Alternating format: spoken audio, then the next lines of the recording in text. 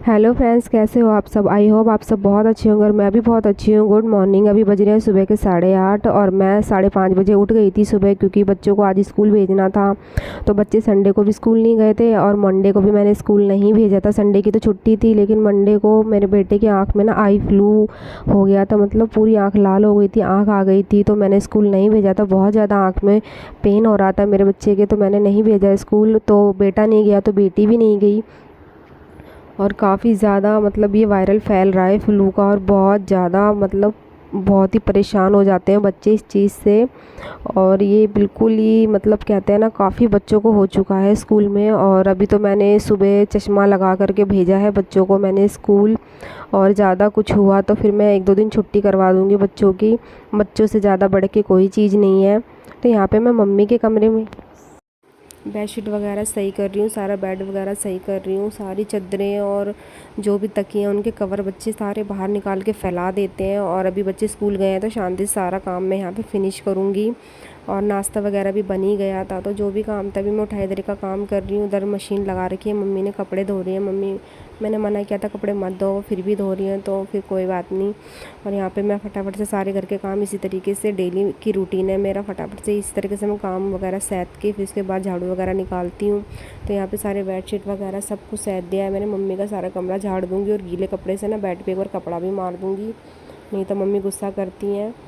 तो इसीलिए धूल नहीं दिखनी चाहिए मम्मी। तो यहाँ पे मम्मी का कमरे की तो मैंने साफ़ सफाई कर दी है, बेड की अच्छी तरीके से। अभी बस मैं अपने रूम को जाके सैतूँगी। तो अभी मैं अपने कमरे में आ गई हूँ, तो यहाँ की भी मैं साफ़ सफाई कर लूँगी। इसके बाद एक रूम और बचेगा, उसको भी साफ़ सफाई इसी तरीके से कर दूँगी। उस रूम में कोई सोता नहीं है, लेकिन फिर भी सारी साफ़ सफाई तो करनी पड़ती है। बच्चे सारा सामान फैला देते हैं। मेरी बेटी को कोई सामान नहीं मिलता ना, वो मेरे बेड पे सारे कपड़े ऐसे फैला के सारे कपड़े उठा करके ऐसे ही फेंक देती है वो, जब उसको कोई सामान नहीं मिलता है। तो अभी उसने ऐसा सारा सामान फैला के चली गई है। अब तो स्कूल गई है, तो उसके बाद में मुझे ही सारा सामान सैतना होता है।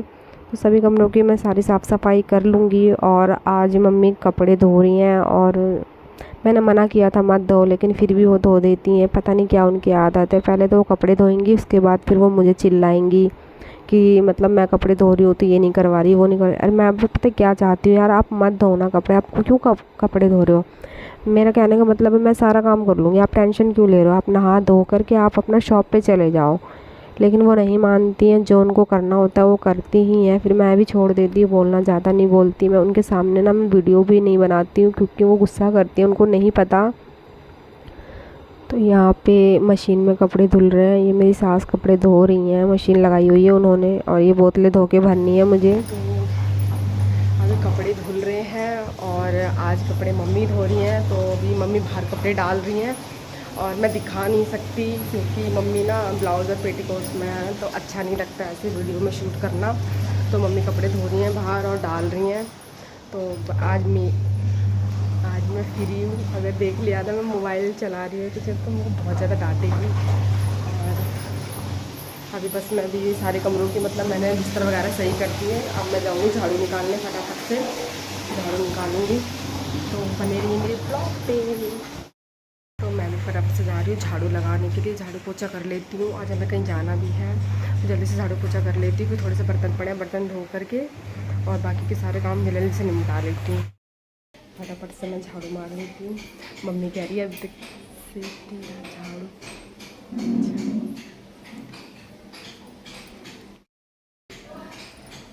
तो फटाफट से यहाँ पर मैं झाड़ू मार लेती हूँ। और मम्मी बोल रही है कि अभी तक तेरा झाड़ू पोछा नहीं। सच गाए, छुप छुप के वीडियो बनाने में ना बड़ा रिस्क है भाई। कभी भी चिल्ला देंगे, कभी भी कुछ भी कर सकते हैं। तो मैं जल्दी से झाड़ू निकाल लूँगी, फटाफट से झाड़ू पोछा करूँगी मैं जल्दी से। तो यहाँ पे फटाफट से मैं झाड़ू निकाल लेती हूँ। मम्मी के रूम में मैं झाड़ू निकाल रही हूँ, अपने रूम में मैं झाड़ू निकाल चुकी हूँ। और सभी रूमों की ऐसे ही फटाफट से मैं झाड़ू निकाल लेती हूँ। सुबह का रूटीन मेरा यही रहता है, बच्चों को स्कूल भेज देती हूँ। बच्चों को स्कूल भेजने के बाद में हस्बैंड को कुछ भी पराठे या पोहा कुछ भी नाश्ता हम लोग बना लेते हैं और खा लेते हैं। और मम्मी सबसे पहले उठ करके नहा लेती है, नहा करके दिया लगा लेती है, मंदिर में पूजा कर लेती है। पूजा करने के बाद में वो बाकी जो भी काम है वो थोड़ा बहुत हेल्प करवा लेती है, नहीं तो वो दुकान पे चली जाती है नाश्ता करके। घर के सारे काम निपटाने के बाद में मम्मी शॉप पे चली गई हैं, दुकान पे। तो वो मुझे कह के गई थी कि दाल चावल बना लेना सिंपल सा, नमक हल्दी डाल करके। यहाँ पे मैंने दाल चढ़ाया हुआ था, तो मैंने ना पीली मूंग की दाल चढ़ाई थी। तो पूरी दाल का पानी ऐसे ऊपर आ गया, सारा कुकर भी ख़राब हो गया, पूरा मैशी हो गया। मैंने काफ़ी यूट्यूब पे वीडियो भी देखी थी, फिर भी नहीं होता। अरहर की दाल में ऐसा नहीं होता है, पता नहीं क्यों मूँग की दाल में ही ऐसा होता है कि सारा पानी बाहर आ जाता है। अगर आपके पास कोई सोल्यूशन होना तो मुझे ज़रूर कॉमेंट में बताना कि ऐसा क्या करूँ कि जिससे कि मेरी दाल ना कुकर से बाहर नहीं आए। तो यहाँ पे इस साइड में मैंने उस एक साइड मैंने दाल चढ़ा दी थी, एक साइड मैं भिंडी की भुजिया बना रही हूँ।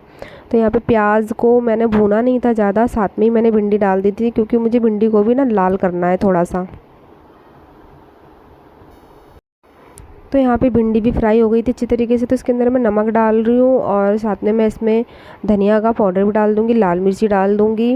भिंडी की भुजिया तो ऐसे ही बनती है सिंपल तरीके से, ज़्यादा कुछ मसाला नहीं डालना होता है, सिंपल भुजिया ही बना रही हूँ।